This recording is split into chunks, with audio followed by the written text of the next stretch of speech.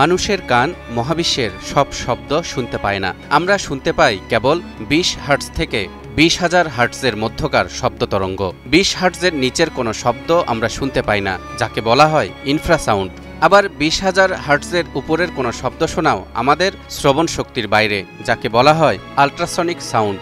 এই উচ্চ তরঙ্গের শব্দ শুধুমাত্র অত্যাধুনিক যন্ত্রপাতির সাহায্যে রেকর্ড করা সম্ভব। প্রযুক্তির উৎকর্ষতার সাথে সাথে মহাবিশ্বের উচ্চ তরঙ্গের আল্ট্রাসনিক শব্দগুলোও এখন রেকর্ড করছেন বিজ্ঞানীরা, যা আমাদের বায়ুমণ্ডল থেকে শুরু করে সৌরজগতের গ্রহ পর্যন্ত বিস্তৃত। এর মধ্যে একটি বিস্ময়কর নক্ষত্র রয়েছে বিজ্ঞানীরা যার নাম রেখেছেন পালসার। এটি একটি দ্রুত ঘূর্ণায়মান নিউট্রন তারকা, যা তড়িৎ চৌম্বকীয় বিকিরণের রশ্মি নির্গত করে। পৃথিবী থেকে দেখলে মনে হবে তারাটি স্পন্দিত বিকিরণের চেহারা তৈরি করছে, অর্থাৎ মিটিমিটি জ্বলছে। পালসার তারকা সম্পর্কে ভালোভাবে বুঝতে চাইলে আগে জানতে হবে নিউট্রন তারকা আসলে কি। যে কোনো তারার জ্বালানি শেষ হয়ে যাবার পর ঘটে এক বিশাল বিস্ফোরণ। বিজ্ঞানীরা যার নাম দিয়েছেন সুপারনোভা বিস্ফোরণ। এখন সুপারনোভা বিস্ফোরণের পর কি অবশিষ্ট থাকবে তা নির্ভর করে তারার ভরের উপর। তারার ভর যদি সূর্যের ভরের ২০ গুণ বা তার চেয়ে বেশি হয়, তাহলে সেটি বিস্ফোরণের পর ব্ল্যাক হোলে পরিণত হবে। আবার তারার ভর যদি সূর্যের ৮ থেকে ২০ গুণ হয়ে থাকে, তাহলে সুপারনোভা বিস্ফোরণের পর তা নিউট্রন তারকাতে পরিণত হবে। বিশাল তারকা বিস্ফোরণের পর আকারে একদম ছোট হয়ে যাওয়ায় নিউট্রন তারকার ঘনত্বের পরিমাণ হয় অনেক বেশি। কেমন বেশি? ১ চামচ নিউট্রন তারকার ভর হিমালয় পর্বতের সমান।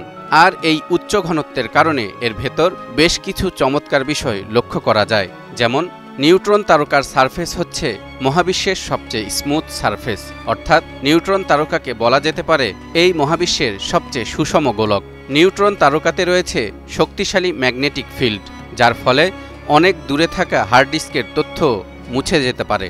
নিউট্রন তারকার অত্যাধিক ভরের কারণে এর গ্র্যাভিটি পৃথিবীর গ্র্যাভিটির তুলনায় ১০০ বিলিয়ন বা ১০,০০০ কোটি গুণ বেশি শক্তিশালী।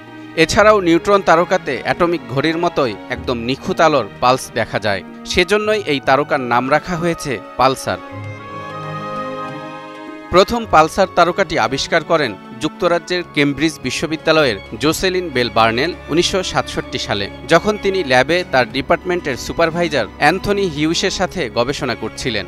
বেল বার্নেল তার গবেষণাগারের রেডিও টেলিস্কোপের সাহায্যে এই পালসার তারকার আল্ট্রাসনিক সাউন্ডও রেকর্ড করতে সক্ষম হয়েছিলেন। দর্শক, চলুন এই বিস্ময়কর তারকার সেই অবিস্মরণীয় শব্দ শুনে আসি।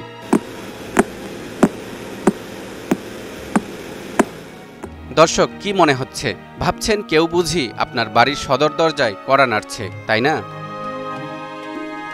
তবে অবাক করার মতো বিষয় হলো বিজ্ঞানীদের আবিষ্কারেরও ১৩০০ বছর আগে মহাগ্রন্থ আল কোরআনে এই নক্ষত্রের কথা বর্ণিত হয়েছে এবং এর নামে মহান আল্লাহ শপথও করেছেন।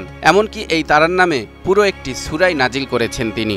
এরশাদ হচ্ছে, ওয়াস-সামাই ওয়াত-তারিক ওয়ামা আদরাকা মাত-তারিক আন-নাজমুস সাকিব। শপথ আকাশের এবং তারিকের, তুমি কি জানো তারিক কি? এটি উজ্জ্বল নক্ষত্র। হ্যাঁ দর্শক, এটি সেই নক্ষত্র যার শব্দ শুনে আপনার মনে হয়েছিল কেউ দরজায় কড়া নাড়ছে। আরবি অভিধানে তারিক শব্দের অর্থ যে কড়া নাড়ে বা শব্দ করে। আরেকটু বিশ্লেষণ করে বললে তারিক শব্দটি এসেছে তার্ক ক্রিয়ামূল থেকে, যার অর্থ সজোরে আঘাত করা বা উচ্চ আওয়াজে শব্দ করা। সেই হিসেবে তারিক শব্দের অর্থ দাঁড়ায় যে জোরে শব্দ করে, ঠিক যেমনটি কেউ কারো বাড়িতে গিয়ে দরজায় কড়া নাড়ে বা শব্দ করে। দর্শক, বিজ্ঞান যেই নক্ষত্রের আবিষ্কার করেছে ১০০ বছর হয়নি, কোরআন সেই নক্ষত্র সম্পর্কে বর্ণনা করেছে ১৪০০ বছর আগে। বিষয়টিকে আপনি কিভাবে ব্যাখ্যা করবেন? তখন তো বিজ্ঞান প্রযুক্তি কিছুই ছিল না।